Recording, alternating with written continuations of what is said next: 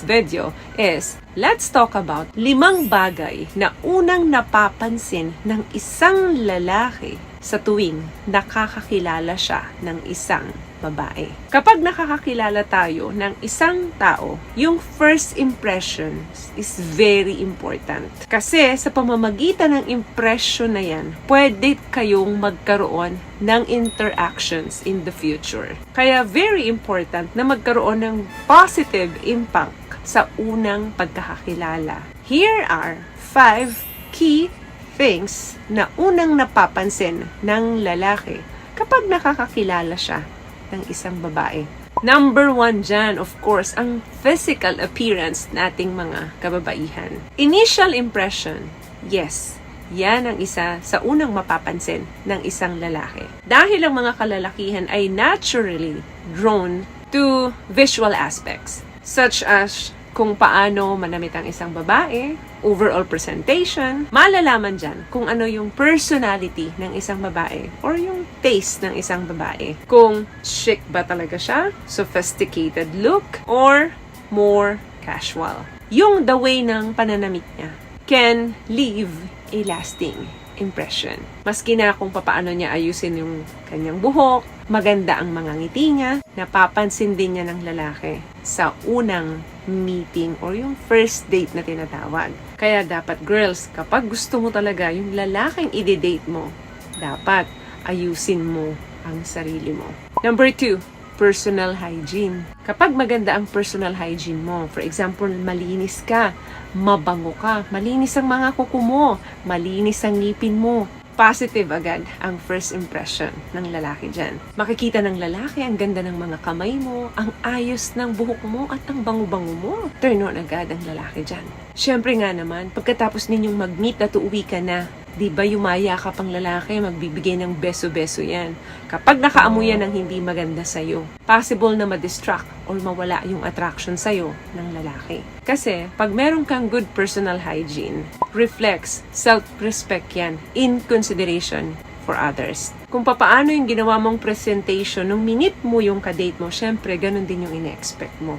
Pangatlo, level of intelligence. Napapansin agad ng lalaki kung matalino ang kausap niyang babae. Bukod sa appearance mo, bukod sa napakabango mong amoy, napapansin din agad ng lalaki kung may sense ka bang kausap. Kung kaya niya bang makipag-conversate sa'yo. Kung nakakasabay ka ba doon sa mga topic niya. Kapag napansin ng lalaki na matalino kang kausap at alam niyang marami siyang matututunan sa'yo, very appealing yan sa isang lalaki. Papaano mo dinedeliver sa kanya yung mga thoughts mo, papaano mo ina-acknowledge yung mga various topics ninyo, can leave a lasting impression. Hindi yan yung paggamit mo ng perfect grammar, hindi yan yung ibig kong sabihin. But kung papaano mo dinedemonstrate yung thoughts mo, para kasi sa kanila, sign yan na malalim yung character mo.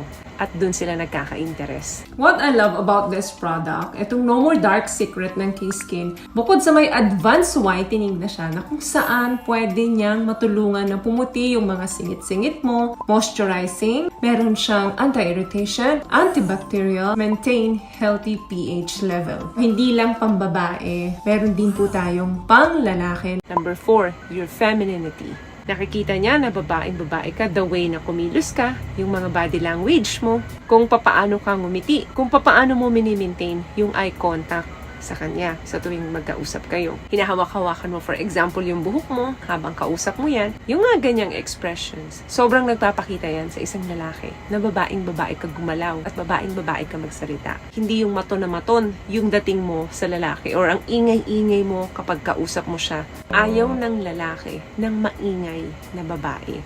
The more na malumanay ka magsalita, malumanay ka gumalaw, mas nakikita ng isang lalaki yung confidence ng isang babae doon sa kanyang sarili. Attracted sila sa isang babae na ini-embrace ang kanyang femininity in a natural and graceful way.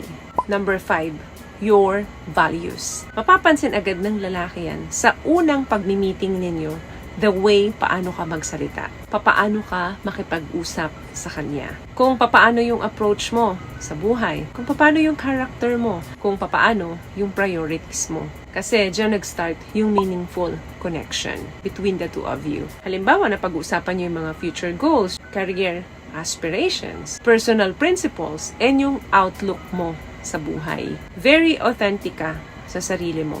Yung meron kang strong sense of values, highly attractive traits yan sa isang lalaki. Napapansin nyo ba na for example nakipag-date kayo sa isang lalaki, after ninyo makipag-date, unti-unti nang nawawala yung lalaki. Possible kasi na marami siyang bagay na kina-turn off sa'yo. Kadalasan kasi, kung ano yung personality natin, yan din yung ma-attract natin. Baka kasi nung nag-date kayo, puro drama ang pinag-uusapan ninyo and puro negative ang mga binabanggit mo sa kanya. Papansin agad ng lalaki yan na mabigat kang kausap. Na alam niyang wala siyang makukuhang magagandang insight sa'yo. Kaya minsan, after ninyo mag-date, second date, hindi na nasusundan. Dahil possible na walang deeper connection or hindi maganda yung impression niya sa'yo. The more na totoo ka sa sarili mo, the more na maganda ang values, character, and traits mo, mas nakaka-attract ka ng tamang tao sa'yo.